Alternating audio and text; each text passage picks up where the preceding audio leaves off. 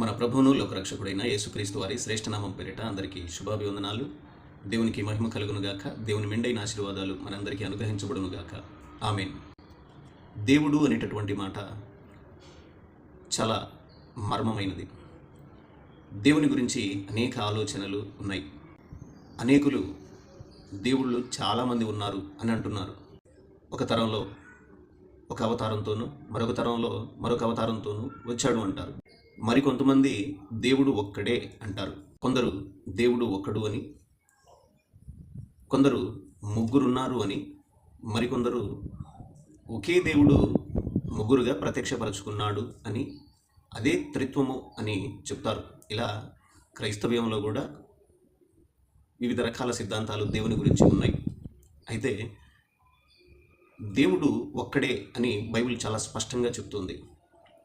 అదే సమయంలో త్రిత్వము అంగీకరించే వాళ్ళు ఎక్కువగా ఉన్నారు. ఈ త్రిత్వం అంటే ఏంటి అనేది సరిగ్గా అర్థం కావట్లేదు. ఈ త్రిత్వం అనేది కూడా ఒక మర్మంగా ఉంది. అర్థం చేసుకోవటానికి కష్టంగా ఉంది. ముగ్గురు దేవుళ్ళు అని చెబుతూనే ఒక్క దేవుడే అంటారు. ముగ్గురు ఒకడెలా అవుతారు అని సందేహం కలుగుతుంది. మనం జాగ్రత్తగా ఆలోచించినప్పుడు, ప్రియ దైవ జనాంగమా, బైబిల్లో ఆదికాండంలో తండ్రి అయిన దేవుడు సృష్టికర్తగా మనకి కనబడుతున్నాడు. యోబు గ్రంథం 33వ అధ్యాయం 4వ వచనంలో చూసినప్పుడు గ్రంథకర్త ఏమని రాశాడు అనంటే, ఆత్మనను సృజించెను అని రాశాడు. అక్కడ పరిశుద్ధాత్మ సృష్టికర్తగా కనపడుతున్నట్టు మనకి తెలుస్తుంది.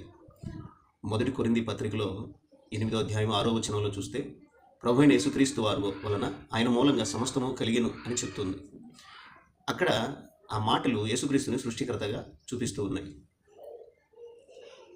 సృష్టికర్తలు ముగ్గురు లేరు అని మనకు తెలుసు. 3 రకాలైన సృష్ట్యాలు లేవు అని మనకు తెలుసు. ఉంది ఒకే సృష్టి, కానీ ముగ్గురు సృష్టికర్తలు కనిపిస్తున్నారు. సృష్టి ఒకటే అయినప్పుడు సృష్టికర్త కూడా ఒకటే అవ్వాలి. దీన్ని బట్టి మనకు అర్థమవుతుంది దేవుడు ఒక్కడే కానీ 3 పార్శ్వాలలో ప్రత్యక్షపరుచుకున్నాడు అని. ఈ మాటలు బట్టి మనం అంగీకరించాలి. యేసు ప్రభు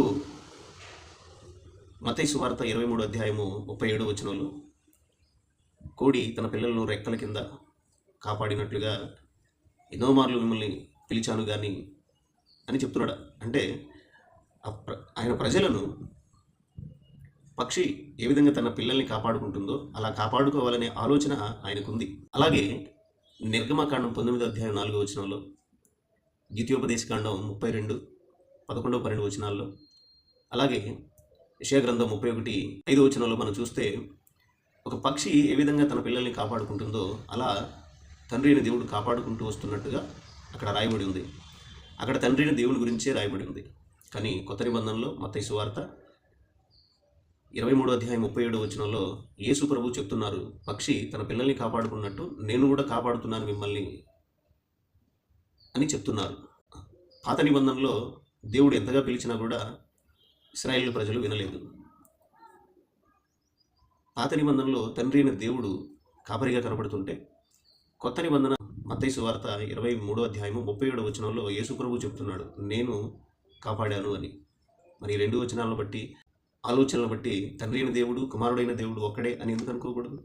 అలాగే కొత్త నిబంధనలో ప్రకటన గ్రంథం 1వ అధ్యాయం 8వ వచనము, అలాగే 18వ వచనము, 2వ అధ్యాయము 8వ వచనము, ఇలా చివరిలో 21వ అధ్యాయంలో కూడా మనం చూసినప్పుడు, 22వ అధ్యాయంలో కూడా చూసినప్పుడు అల్ఫయు ఒమేగయు నేనే అని చెప్పేసి ప్రభు చెప్తున్నాడు.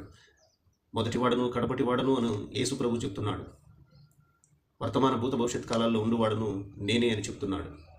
పాత నిబంధనలో యెషయా గ్రంథము 44వ అధ్యాయం 6వ వచనంలో తండ్రి అయిన దేవుడు చెప్తున్నాడు, అల్ఫయు ఒమేగయు నేనే అని.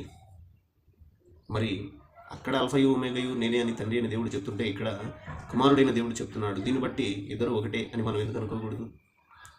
యేసుక్రీస్తు ప్రభు వారు యోహాను సువార్త 14వ అధ్యాయంలో నన్ను చూసి ఉంటే మీరు తండ్రిని చూసి ఉన్నారని చెప్తున్నాడు. ఇద్దరు ఒకటిగా చెప్తూ ఉన్నారు. కొరింథీయులకు రాసిన 2వ పత్రిక 3వ అధ్యాయం 17వ వచనంలో ప్రభువే ఆత్మ అని చెప్తున్నాడు. మరి వీటన్నిటిని బట్టి దేవుడు ఒక్కడే కానీ 3 పార్శ్వాలుగా మనకి ప్రత్యక్షపరుచుకున్నాడు అని మనం ఎందుకు అనుకోకూడదు? ఎందుకు ఆలోచించకూడదు? దేవుడు ఒక్కడే 3 పార్శ్వాల్లో ప్రత్యక్షపరుచుకున్నాడు.